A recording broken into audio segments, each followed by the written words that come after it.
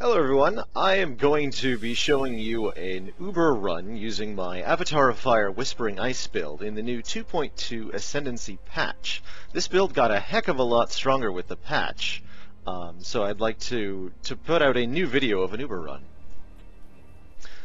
So there are 7 flasks I use on this run.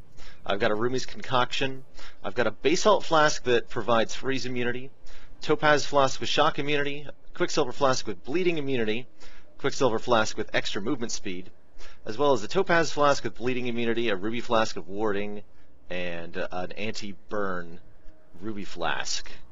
We use, I believe, 7 of these during the run. And one of them is just a flask I have for mapping that I didn't bother putting away. We also bring with us both a concentrated effect and an improved area of effect gem so that we can swap between them for the blue mobs and the bosses.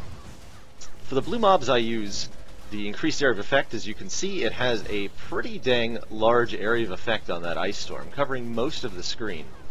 And even without the damage boost from concentrated effect, the Uber Atziri blue mobs tend to die rather quickly, which lets us clear through all of this stuff in ample time, which is important because these guys have really good loot drops. In particular, the maps the blue mobs in the Uber Atziri area can drop are very potentially valuable.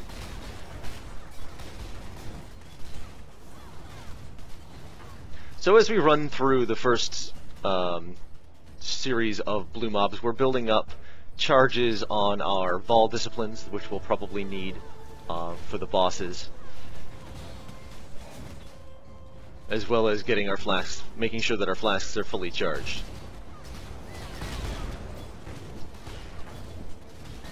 For the double Vol Oversoul, which is the first boss, I run 2 Quicksilver Flasks because mobility is highly important in that fight, as well as an anti-shock Topaz Flask. The shock effect from the lightning blasts that those Vol Oversouls have is very nasty. Drop a quick portal before we hop in and switch to our concentrated effect. I'd like to trigger just one of the Vol Oversouls, to walk forward so that only one of the Vol Oversouls triggers it first. The other one will trigger shortly after, but having them appear staggered is quite beneficial for killing them in a highly efficient manner. Start pre-casting Ice Storms onto the first one as he starts to pull up, and then I'll switch to casting Ice Storms on the second very quickly. I don't actually want to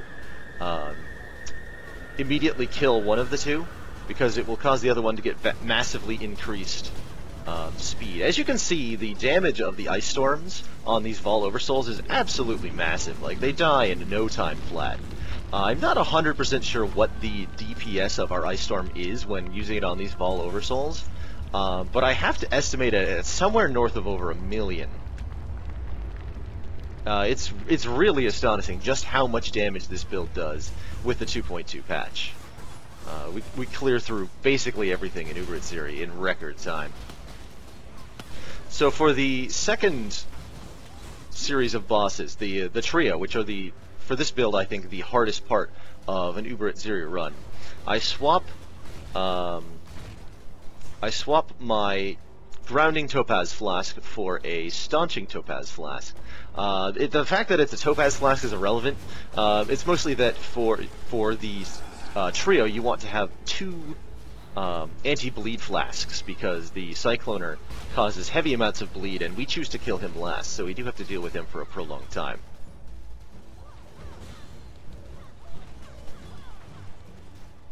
And then again, making sure that we kill all the blue mobs for that loot, and to make sure that our flasks are fully charged. You can see that many of the blue mobs are actually getting stun-locked by our Ice Storms. That's the Warlord's Mark at work. With Blasphemy, Warlord's Mark covers basically the entire screen, which provides us a great deal of leech, as well as endurance charge generation to fuel our cast when damage taken Immortal Call, and causing mobs to be stun-locked sometimes, which is really, really convenient. So for the trio, the order that we want to kill the trio in is the Dual Striker first. This is because he's actually the most dangerous to our build. He's very, very mobile, he moves around a lot, and that makes him very hard to kill with Ice Storm. He's also very dangerous. If he hits us in melee repeatedly, we'll die very quickly.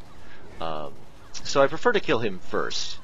The ranged female would be the second target to take down. The general plan is to kite around the map, trying to put ice storms between us and the dual striker, constantly hitting him, and running away with our Quicksilver Flask when necessary. Once he's down, we'll focus on the ranged attacker, and the Cycloner is last because he's the easiest to kill. So we want the most powerful version of him to be the last thing that we fight, as doing either of the other two last results in usually a bad time. In particular, if the dual strikers ends up being last for whatever reason, you're probably going to die. So the ranged attacker is very easy to deal with. Second, she tends to stand relatively still, and so we'll happily just die to Ice Storm. And once she is down, running to this little bridge in the north part of the map allows the Cycloner to kind of get stuck and stand still, so our Ice Storms can kill him very quickly. This is where anti-bleed flasks come in. They prevent him from doing any real amount of damage to us by removing all the corrupting blood stacks that he applies. And he's relatively easily killed. So I now set up my flasks for Atziri herself. I want 2 anti-bleed flasks. I want a ruby flask with burn immunity. And I want at least 1 topaz flask. So my flask array works nicely for that. The Rumi's helps too, because it provides spell block and block that can protect us from her spears and spells.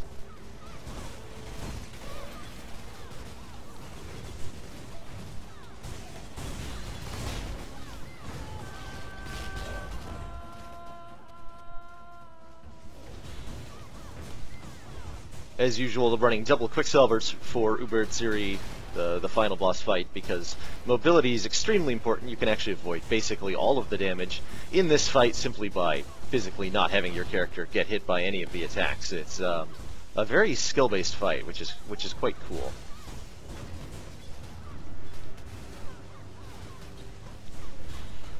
Now Bending Stone appears here in the map with me, thanks to a void spawn of a Backsoft mob, and you can actually see that even he dies very quickly to these increased AoE ice storms. The damage is really quite spectacular.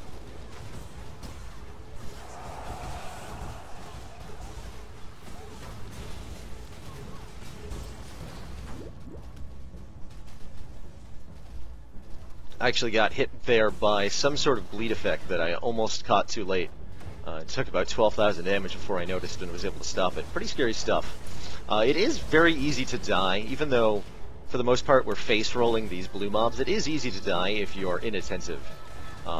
If they get a couple melee hits off on you, or if a rare mob with, say, the Corrupting Blood affix hits you, and you don't notice in time, you can die quite quickly because of the very high base damage of the mobs in this area.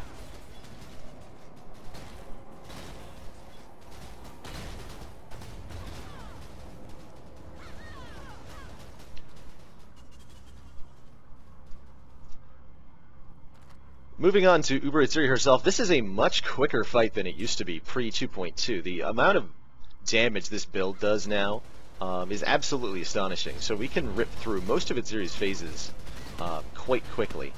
In particular, one thing to note, we're running Elemental Overload, a new keystone that was added in 2.2, which provides 40% more elemental damage for 8 seconds whenever we score a critical strike.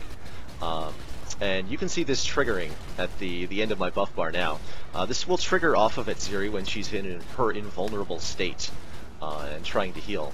So that lets us get this buff powered up so that we can do massive damage to Atziri once she leaves her invulnerable state. As always, fancy footwork is required for Atziri to not get hit by those flame blasts and storm calls. Even with a Ruby or Topaz Flask active, in 2.2, the elemental resistance flasks were actually nerfed a little bit. From 10% max resistance provided down to 6%. I actually do die here to an ignite that I failed to respond to adequately, which is unfortunate. If in full disclosure, I do die somewhat often while doing Uber Atziri runs with this character. However, I have never dropped a set, which is to say I've never failed to kill Uber Atziri. But it's definitely not a build I would try to do Uber with in hardcore, for example. You will, if you're running Uber with this build, I would expect to die every now and then. While it's tempting to start precasting ice storms onto the locations of the Atziri clones for the split phase, this is actually a really bad idea, because if you end up casting even a single ice storm at the clone that holds up Atziri's mirror, which reflects a massive percentage of damage, you will die basically instantly. There's really no saving yourself unless you manage to hop through a portal before the clones become vulnerable. So precasting ice storms onto the clones is a terrible, terrible idea.